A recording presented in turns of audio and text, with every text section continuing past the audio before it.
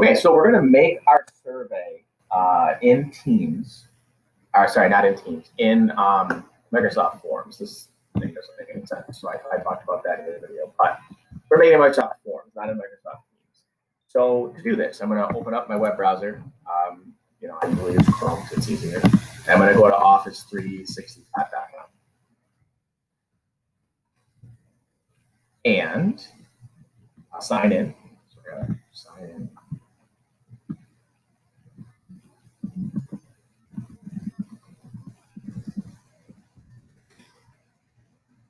Guarantee this will send me a text message with a code. Oh, it didn't. Thank God. All right, so I'm into my Office 365. So if I go over to this menu on the left-hand side here, you'll probably have to scroll down, and there'll be one with an F. That's Microsoft Forms. So I'm going to click on it. Yeah, I've got a bunch of forms that I've used for different things. So you maybe don't have any. All right, so what I'm going to do is I'm going to go over here. I'm going to click this. I'm going to click New Form. I don't want it to be a quiz. I want it to be a form. So New Form. It'll open this up. It'll bring me to this. These are really easy to make. There's just a couple things I want to do.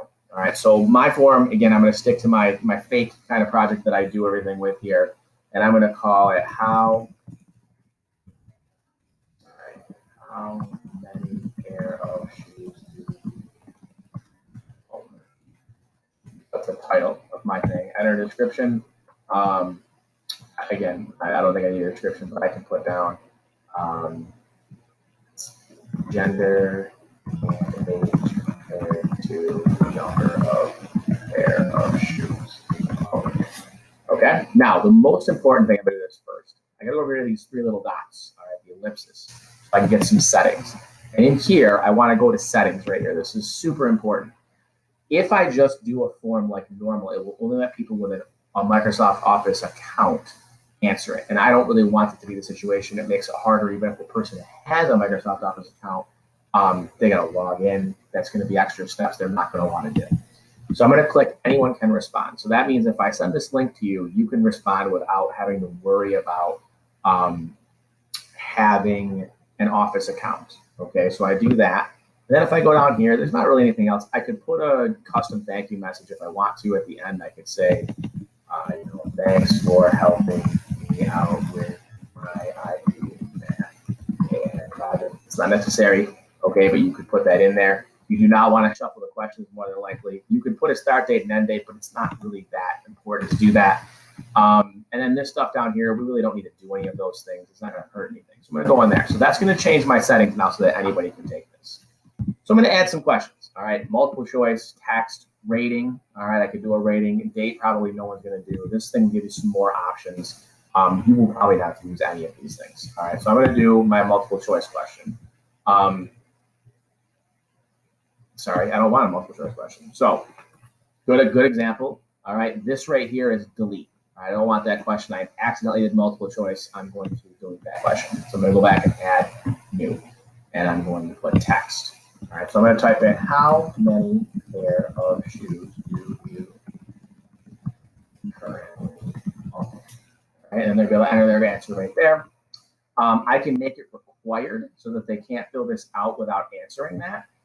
You may want to consider doing that because I need the data there and I don't want to get a bunch of things where the stuff isn't filled out. We're not going to do any of this stuff over here for this kind of a thing, but you can add other options there. So I'm going to add this another question. Text, I want to know how old they are. So how, sorry, on this. What is your current age? In years. All right, we'll be fancy and put in years and years so they know what I want them to do. So we're going to do that. And then I'm going to add another one. Now this one I'm going to make multiple choice. I'm going to say, what is your gender? I'm going to put male, female. And here's where I have to be careful. All right. Do I want them to force people to pick male or female, or am I going to allow them to pick something else? If I put other, I can add an other option, and then they can type in what they want. Problem with that is I might get a lot of goofy answers if I got people that are playing games with me, and then that data is not going to be any good. So what I'm going to do is I'm going to add an option that says prefer not to say. All right, that way they can prefer not to tell me what their gender is, if I get a lot of those, then my data is not going to be any good. But again, I have to weigh my options here. Do I want them to be able to type in a random thing, like type in cat, and then that data is no good at all? Or do I want them to just be able to say they prefer not to say? And maybe I get a whole bunch of prefer not to says, and I can use that in my project because it comes up unexpectedly. And that gives me an opportunity to talk about that in my project. All right, so there are my 3 questions. All right, I tell everybody this all the time. Make sure that you get all the data you want. And I thought about this morning when I was going through. Maybe I think about it. I'm like, you know what? Maybe I want to know how many pairs of different kinds of shoes they have. So maybe I add another option here. And I put in how many pair of sneakers do you currently own? All right, I want to know how many pairs of high heels somebody owns. All right, I can answer questions like that. Maybe I make that one not required. Okay, again, I'm just kind of put some options in here. When I'm done with this, it automatically saves this. Okay, see, it says right up here at the top, saved. So I want to be able to give this to people. So I'm going to click this share button. All right. Then it says anyone can respond. So right here, you can change that option that I already changed. I like to change it at the beginning so I don't forget. Okay, this is sharing a link. You can share a QR code. All right, if you want to do that, throw it up on something. This is embedded. You're not going to do that. And this will share it via email, but you have to type everybody's email address in there, and I probably do not want to do that. Safest way is click a link here. So I'm going to copy this link. All right, and then what I'm going to do is I can always go back in here and see this, and I'm going to do that in just a second. But I'm going to come to my thing here where I'm kind of keeping my information. This is from earlier when I was doing a survey monkey and then realized that was a bad idea. So I'm going to put my survey link right there. All right, now it pastes the survey right into here. But my link is right here. So I can always right click on this and click copy link and kind of want to post it any place. All right, like that. I think if I hit Control Z, if I hit Control Z, it will actually undo it and give me that link like that right there.